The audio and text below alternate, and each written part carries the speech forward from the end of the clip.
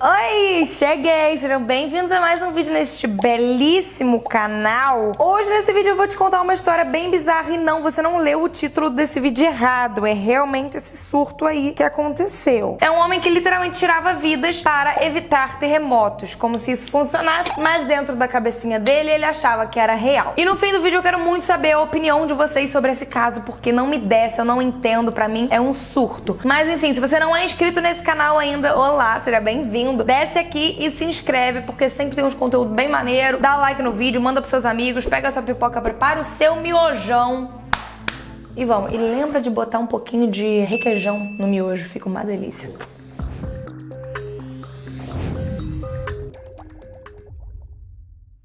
Herbert William Mullen nasceu no dia 18 de abril de 1947 em Salinas, uma cidade que fica bem pertinho da Califórnia. E aos 5 anos de idade, a família toda dele mudou para a cidade de Santa Cruz, onde o Herbert passou a maior parte da infância dele. Seu pai, que era conhecido como Bill Mullins, era veterano da Segunda Guerra Mundial. Ele era vendedor de imóveis hoje naquela época, né, para conseguir sustentar a família. E ele ensinou o filho dele bem novinho a utilizar armas e contava direto histórias sobre a Segunda Guerra Mundial, histórias bem bizarras. O Mullen era um menino muito popular na escola. Ele era tipo Troy Bolton, digamos assim. Ele tinha vários amigos, tinha uma namorada gata, era um bom aluno, ótimo atleta. Ele, inclusive, lá nos Estados Unidos, eles têm esse negócio quando acaba, eles se formam, eles têm um negócio que você meio que, quem vai ser mãe primeiro? Quem vai ser o aluno que mais vai se dar bem fora da escola? Vai virar tipo o presidente dos Estados Unidos. E ele foi votado pelos amigos dele que ele seria o aluno mais bem sucedido na vida. Apesar da infância bem tranquila, assim que ele se formou no ensino médio, um acidente mexeu muito com ele. O melhor amigo dele, que chamava Dean, ele acabou sofrendo um acidente de carro trágico e acabou falecendo na hora. E a morte do melhor amigo dele fez ele dar uma leve surtada. Ele ficou completamente arrasado e mudou o comportamento dele completamente.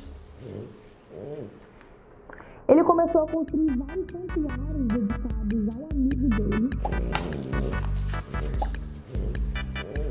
Inclusive, dentro do próprio quarto dele, ele tinha um santuário pro amigo dele. E aí ele começou a se afastar de todos os outros amigos, começou a se afastar da família. Ele começou a ficar, tipo, sozinho pra caramba, porque ele não aceitava que ele tinha perdido o melhor amigo dele. Né, Moon? E aí que ele começou a ficar obcecado por reencarnação. Ele tinha certeza que o amigo dele ia voltar e ele ia reencontrar o melhor amigo dele. Ele começou a ficar meio surtado nessas ideias. Outra coisa que aconteceu com o Mullen foi que ele começou a ter uma preocupação absurda com catástrofes naturais. Tipo terremoto, furacão, essas coisas assim. Ele começou a ficar surtado com isso, com medo de que fosse acontecer, com medo de que fosse atingir a cidade dele. E aí ele ficou mais obcecado ainda com como descobrir maneiras de impedir de que eles acontecessem. E foi nessa época que ele começou a usar algumas drogas, o que fez ele ficar bem mais surtado com essa situação. A mente dele foi pro escafundel e aumentou a paranoia dele num nível absurdo. Enfim, o comportamento dele mudou 100%, ele começou a ser um cara mais obscuro e várias vezes dentro de casa ele tinha uns lapsos assim de agressividade, ele ficava muito agressivo com a mãe e com o pai dele. E isso deixou os pais dele muito preocupados com a saúde mental do menino. Ele começou a ficar meio torto das ideias. Em 1969, quando ele tinha apenas 22 anos, o Mullen começou a ser internado em vários hospitais psiquiátricos. E lá ele foi diagnosticado com esquizofrenia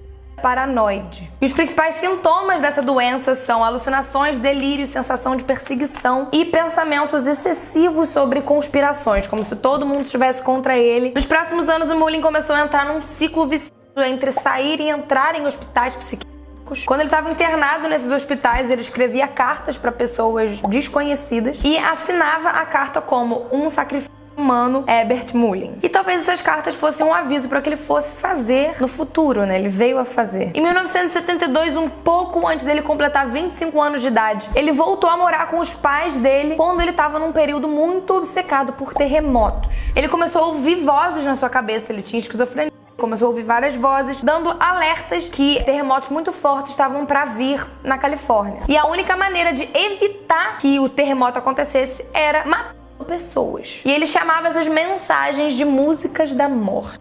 Um ponto muito louco nessa história toda é que o Mullen acreditava que a guerra no Vietnã, por ter tido muitas mortes, era como se fosse um sacrifício necessário para os terremotos não acontecerem. Como várias pessoas estavam morrendo durante a guerra, nenhum terremoto aconteceu por conta desse sacrifício. Na cabeça dele era por causa disso. Só que com o fim da guerra, ele resolveu que ele ia ser o justiceiro da natureza e agir por conta própria. No dia 13 de outubro de 1972, Mullin estava dirigindo pela estrada quando viu um homem mochileiro pedindo carona. O nome dele era Lawrence White. Mullin parou o carro, fingiu que estava tendo alguns problemas mecânicos. Quando Lawrence foi dar uma olhada no motor, acabou sendo espancado com um taco de beisebol e falecendo bem na hora. 11 dias depois, essa história se repetiu, só que agora com uma mulher chamada Mary Guilfoyle. Ela era uma estudante, estava muito atrasada para uma entrevista de emprego, estava pedindo carona também na rua. Quando o Mullin desceu do carro pra, enfim, falar com a mulher, ele esfaqueou ela várias vezes, arrancou os órgãos dela e depois despejou na beira da estrada. O corpo só foi descoberto em fevereiro do ano seguinte. No dia 2 de novembro ainda de 1972, Mullin foi até a Igreja Católica de Santa Maria e confessou todos os crimes dele para um padre chamado Henry Tomei. Assim que ele terminou a confissão pro padre, o Mullin começou a ouvir vozes na cabeça dele, dizendo: essa é a sua próxima vítima. Então ele tinha uma faca no bolso, é óbvio que ele tinha uma faca no bolso, e acertou o padre várias e várias vezes ali mesmo, dentro da igreja, quando ele tinha acabado de se confessar. Até que teve uma testemunha pela primeira vez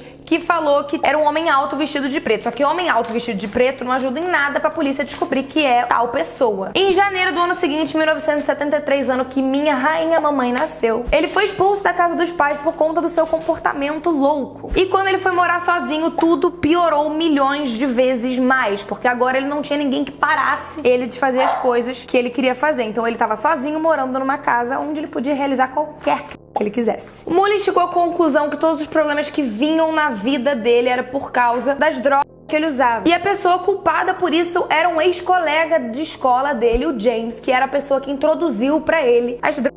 Então o Mullin resolveu que o James estava numa conspiração absurda para acabar com a vida dele, por isso ele não merecia viver, ele tinha que acabar com a vida do James. Mullin foi até a casa onde ele achava que o James morava e quem atendeu a porta foi uma mulher chamada Katie Francis. Ela falou que o James não morava mais lá, inclusive passou para ele o endereço novo do James, falou: agora ele mora aqui, vai lá, bem. Que era na mesma rua, mas antes de sair, ele teve a brilhante ideia de atirar na cabeça de Kate e dos dois filhos dela, um de 4 e um de 9 anos. O cara conseguiu atirar duas crianças por motivo algum. Então ele chegou até a casa do ex-colega dele, que era na mesma rua, invadiu a casa e tirou a vida tanto do ex-colega quanto da esposa do ex-colega. Nesse caso, a polícia achou que todas essas 5 mortes que tinham tido eram por conta desse comércio de drogas. E o Mullin não tinha nenhuma suspeita, logo ele continuou ileso para cumprir a sua missão louca de acabar com terremotos matando gente. Mais ou menos um mês depois, o Mullin estava caminhando pelo parque estadual e lá ele encontrou 4 jovens acampando ilegalmente. Até que ele chegou até os meninos, inventou uma historinha de que ele era um guarda florestal, que eles tinham que sair. Os meninos falaram: irmão, sai daqui. Então o Mullin sacou a sua espingarda e tirou a vida dos 4 meninos com um tiro na cabeça. Os corpos foram achados depois de mais de uma semana, mas ele já tinha feito outra vítima quando esses corpos foram encontrados. No dia 3 de fevereiro, ele estava carregando lenha até a sua caminhonete quando ele ouviu uma voz dentro da cabeça dele falando: já é a hora de matar novamente. Então ele parou o carro, colocou o rifle dele em cima do capô e atirou no coração de um homem chamado Fred Pérez, que estava trabalhando de boa no jardim da sua própria casa. O homem faleceu na hora, só que o vizinho do Fred anotou a placa do Mullin. E aí ele foi preso no mesmo dia. Vocês estão ouvindo a respiração desse cão?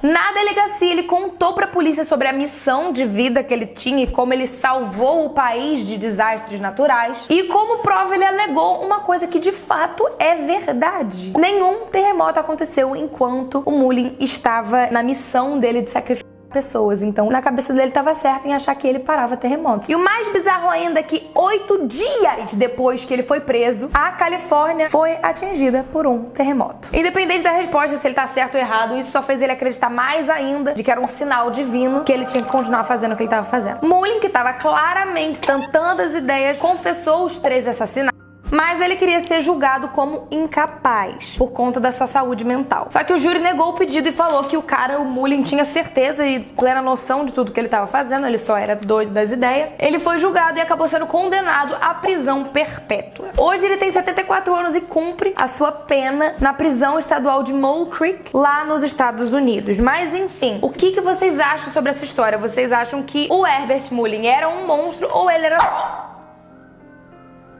ou ele era só uma vítima da sua doença mental. Enfim, gente, espero que vocês tenham gostado desse vídeo. Minhas redes sociais vão estar aqui embaixo pra vocês me seguirem e acompanharem mais do meu dia a dia. O Fefe Vlogs também tem vídeos muito legais, então é só vocês procurarem Fefe Vlogs aqui no YouTube e vocês vão ver. Se inscrevam no canal se vocês não forem inscritos, deixa o like aqui. Um beijo, fiquem com Deus. Fui. Caraca, cachorro. Que isso?